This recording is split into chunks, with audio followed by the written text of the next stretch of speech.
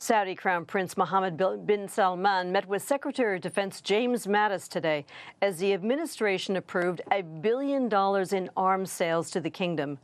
The Pentagon visit follows talks with President Trump earlier this week. Saudi Arabia is involved in a bloody civil war in Yemen, which the UN calls the world's greatest humanitarian conflict. One of the important items on the prince's agenda was getting approval of the arms sales. $13 billion. The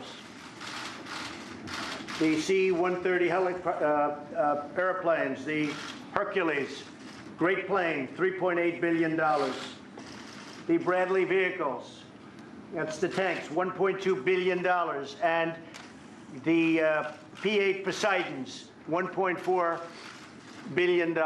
And what it does is it really means many, many jobs. We're talking about over 40,000 jobs.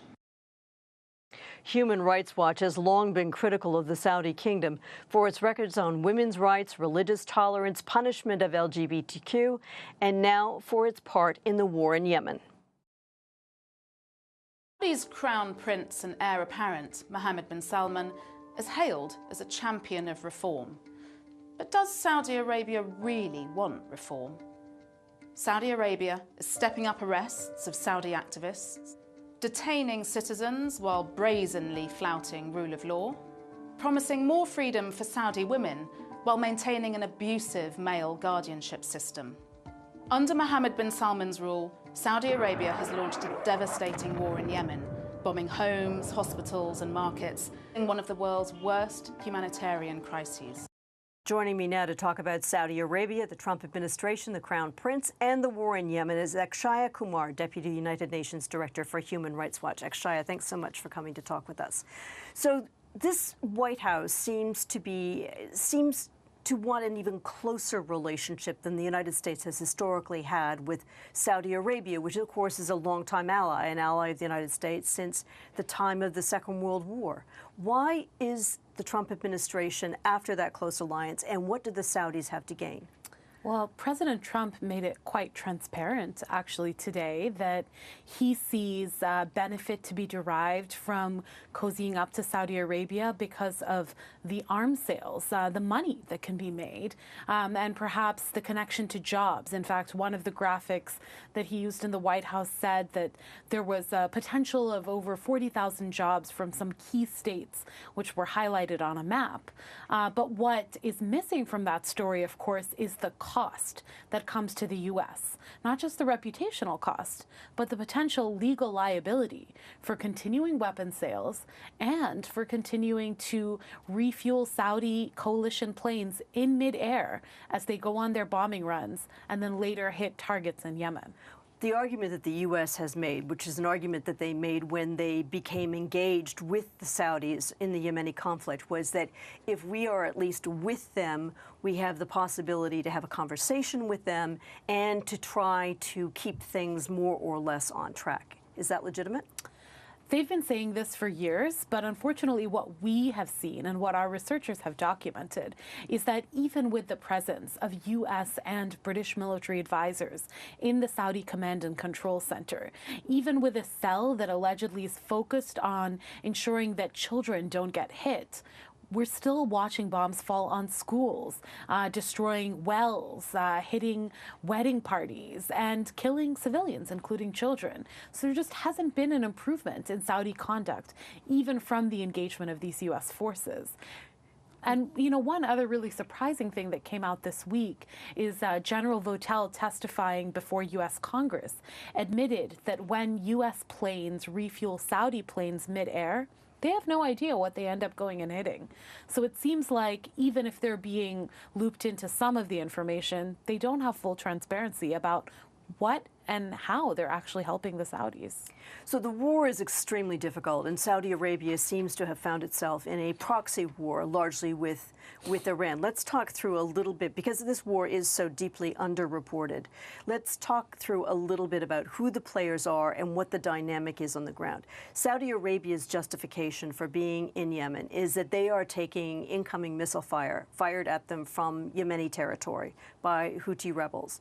Their further justification is that this is essentially, in large measure, a proxy war with Iran, both arming, supplying, training, and providing military guidance to the Houthis, and that Saudi Arabia is in the business of regional containment. So there are two parts to this. One, we know that the Houthis have been responsible for likely war crimes, and that includes launching ballistic missiles towards Riyadh. But individuals have not actually been injured by these missiles, and what we're seeing in contrast is that there's just an incredibly indiscriminate reaction where every person in Yemen is suddenly being treated as a target. Our researchers have documented things like potato chip factories being hit repeatedly, schools, hospitals, and double-tap airstrikes where when first responders rush to the scene, and we hear about this in Syria as well, just as they're trying to pull people out of the rubble, a second strike comes in and hits those people as well.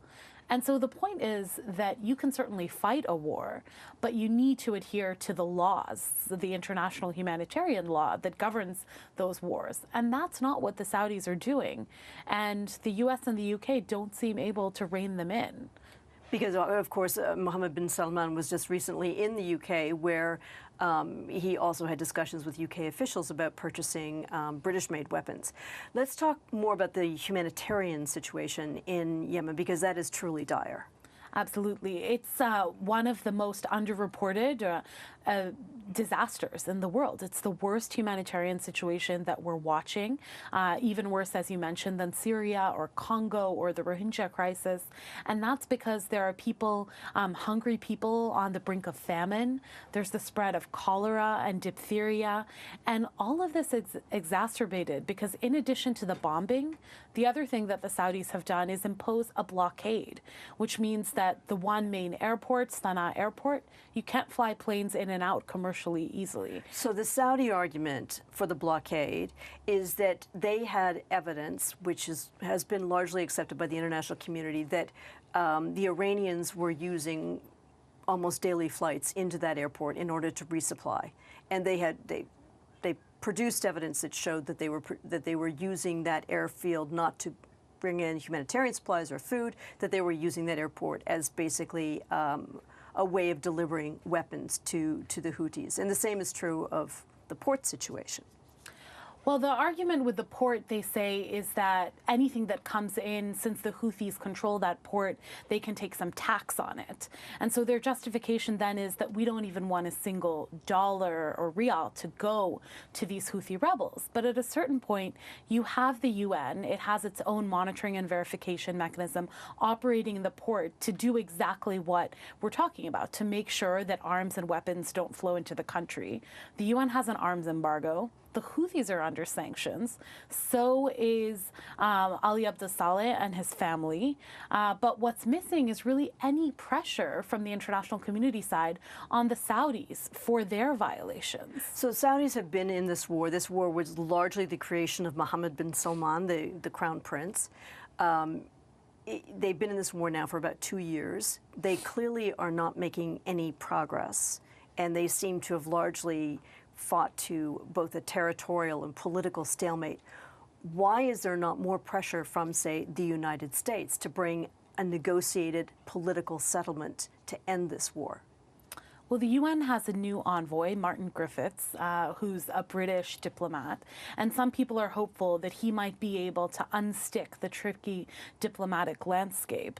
But I think that the piece of all of this that's missing is a real conversation about justice and accountability. Because if the Saudis continue to feel like their coalition, and it's not just the Saudis, the Emiratis have ground troops there, and they've been implicated in torture, and they have a whole coalition. But if that coalition continues to feel like they can operate with impunity, then it's like a no-cost situation. They can just continue fighting and continue inflicting misery upon Yemen's civilians without any cost at the international level. And I think that's what's missing. And without that, Mr. Griffiths, the new UN envoy, is going to have a pretty tough job.